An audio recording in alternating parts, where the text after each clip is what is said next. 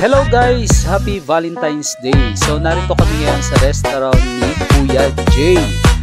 At dahil araw ng mga puso, syempre dinate ko yung aking love. So yan guys, narito kami ngayon sa Antipolo City. So yan, kung makikita ko, napakaraming tao dahil araw ng mga puso, syempre dinidate din nila kanilang mga mahal sa buhay, lalo na ang pamilya, kasintahan, syempre ang mga asawa. So yan guys, kung makikita nyo, mayroon pa kaming pakulo sila dyan na meron pong singer. So pwede rin kayo kumanta kung gugustuhin nyo guys. So nakinig na lang kami ng aking love.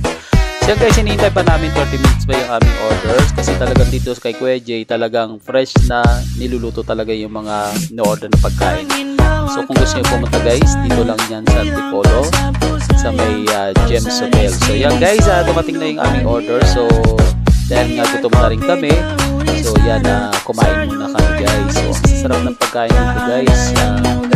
Ngayon lang ako nakakain na mga parang pin-fried na mga vegetable. So first time ko nakakain ito guys, pero masarap.